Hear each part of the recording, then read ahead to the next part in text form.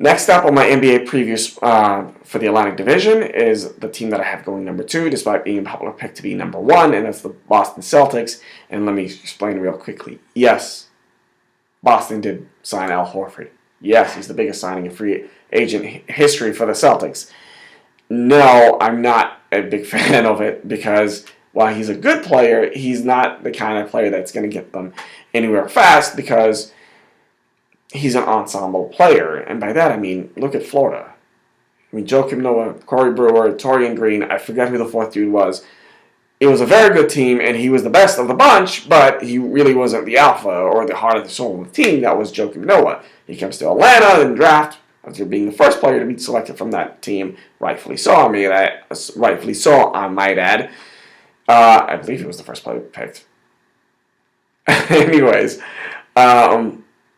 he comes to Atlanta. There's Josh Smith. There's Joe Johnson. He's really not pressed right away into being, the franchise savior, the guy. Instead, he's able to, while they're there, until Smith gets traded. Smith leaves in free agency and Johnson gets traded away. He's able to kind of grow into his role, and by the time he grows into his role, it's the start of the Budenholzer era a little bit. And that means Jeff Teague. That means Kyle Korver. That means 2 seasons of DeMar Carroll and 1 season of Kent Bazemore. That means 3 or 4 seasons of Paul Millsap. And, again, he's the best of the bunch, but, although you could argue Millsap was better at the end, again, he's not thrust into the role of being the guy. And with Boston, again, he'll be the second guy because Thomas will be leading the bunch. Will be leading this ensemble team, but is it better than Atlanta's? I'm not so sure to begin with.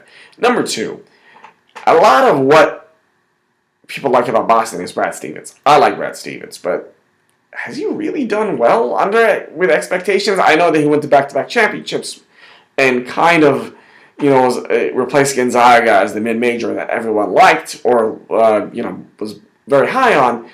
But again, he's coming in with basically conference championship level or bust almost. And again, I'm not so sure for a guy who's won 2 NBA games, how is he going to do when he's not the overachiever is basically what I'm trying to get to. And then another reason that people like them is all the young players that are on the Boston Celtics. And my response is, you mean like Jared Sullinger? You mean like who's no longer on the team? You mean like Marcus Smart, who shot 34% last year in his second year, which is a regression from the scintillating 36% shooting that he did from the field in 2014-15, his rookie year. You mean James Young, who may be released. He's another one of those young players. Kelly Olynyk has stagnated. Zeller stagnated. Really, the only 2 guys that they can say that they developed and they're young players are Avery Bradley, who came from Doc Rivers, and he's not really a young player. He's a young-ish veteran. And Jay Crowder, who was drafted by the Mavericks and has developed into a pretty good 3-and-D player, but still, he's not one of those guys that you know what you're going to get from them, basically. And there's really no room for growth. So what you're saying is the Horford for Sullinger, or whoever the heck was a power forward swap, is going to be huge.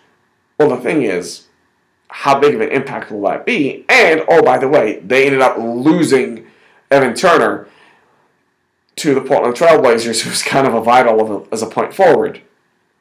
And and while they have Horford, and why I think that he will fit into this team smoothly, I just don't think that they'll make the playoffs. They'll probably win over 50 games. They're not going to supersede or pass the team that's been the 3-time Atlantic Division champion, and that would be